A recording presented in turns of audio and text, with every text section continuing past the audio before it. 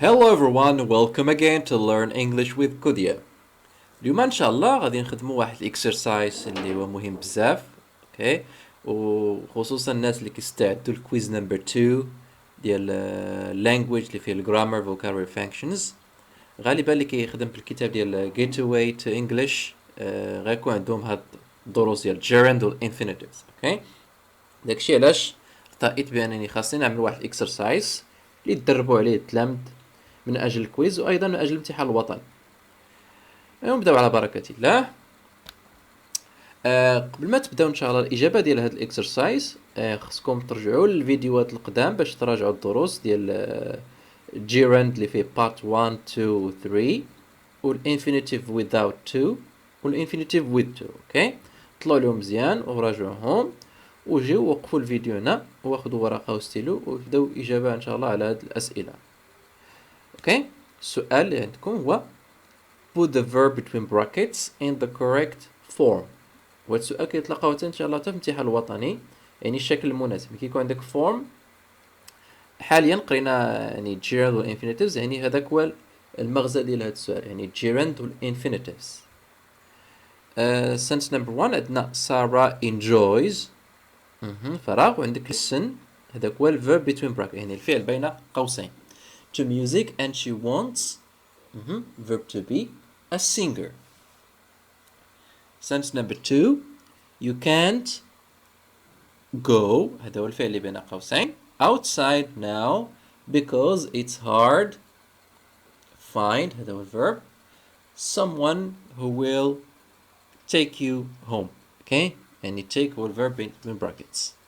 Number 3 my sister spent a lot of time my sister spent a lot of money on buy هو الverb اللي between brackets new clothes since هنا since معنى ديال because she is used to عندنا الverb و attend many official meetings. وآخر يعني جملة the new bank is busy plan هذا هو الverb between brackets open هذا هو another verb a new branch. اوكي، كما قلت لكم خذوا ورقة وستيلو جاوبوا على خاطركم. اوكي، ما ندوزو ان شاء الله للتصحيح. يلا ندوز ان شاء الله دابا البركة الله ندوزو للتصحيح. sentence number 1 في نظركم شنو هو الإجابة الصحيحة؟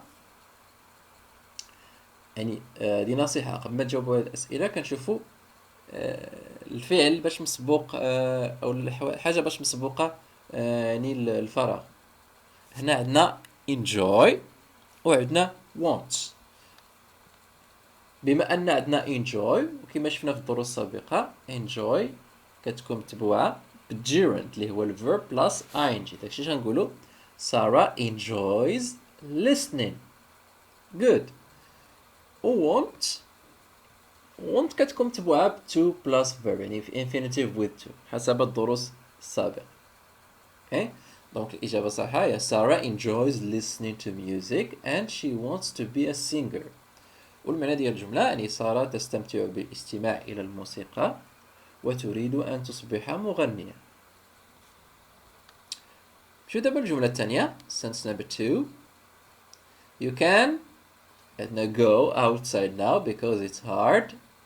find someone who will and take you home. نبداو بأول فراغ باش مسبوق عندنا can't or can هادو كيتعتبروا models و after models يعني من بعد models كنديروا verb يعني ما كيتغيرش يعني infinitive without to غنقولوا you can't go. الفراغ الثاني عندنا hard من الادجكتيفز وقلنا الادجكتيفز كيكونوا متبوعين ب to plus verb يعني infinitive with to. اوكي، ما عدا واحد to adjectives غنشوفوهم من بعد. والفراغ الثالث عندنا will حتى هو ايضا model و after models الفعل ما كيتغيرش يعني كيبقى الفيرب كما هو الانفينيتيف without to infinitive without to. good. دابا نقراو الجملة كاملة.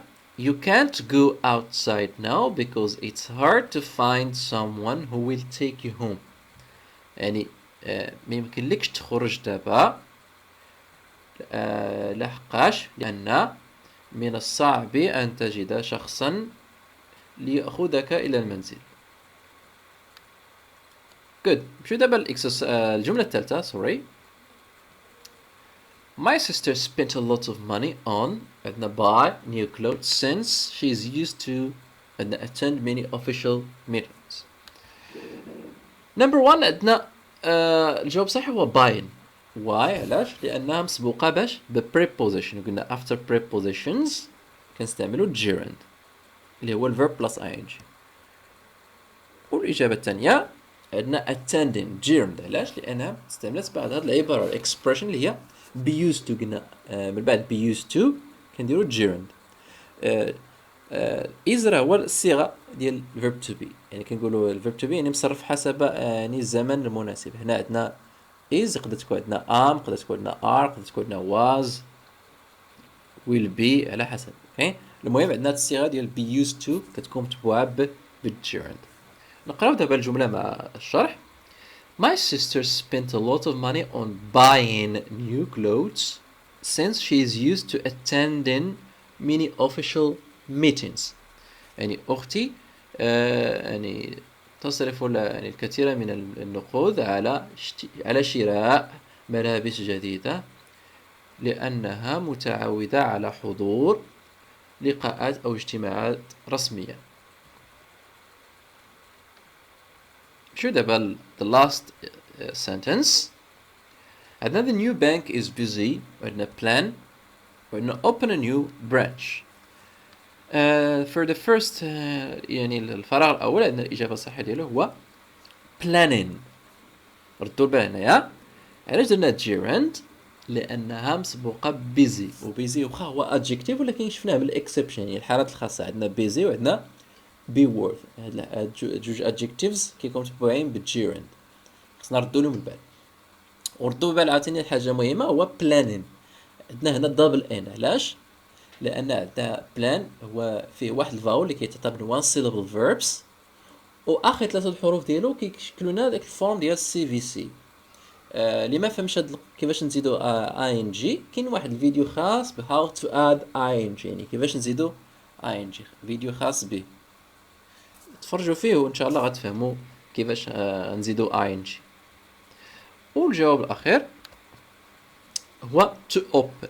علاش درنا to open؟ لانها مسبوقه ببلان. واخا عندنا planning ولكن راه كتعتبر plan يعني الفعل الاصلي ديالو هو plan وقلنا after plan كنديروا infinitive with to اللي هو to open.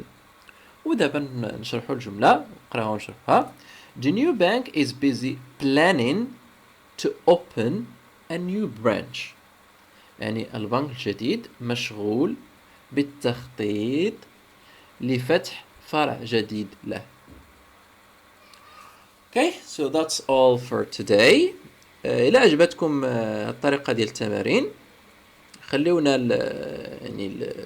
في الكومنتيرات بأنكم بغيتوا تمارين أخرى بحال هذا الشكل. إن شاء الله غنقوم بهم بإذن الله. Okay? وإن شاء الله تكونوا يعني استفدتوا من هذا التمرين وإن شاء الله تكونوا مستعدين للكويز القادم وهي أيضا محطة من استعدادات الامتحان الوطني. Okay, as I told you, thank you very much and good luck everyone.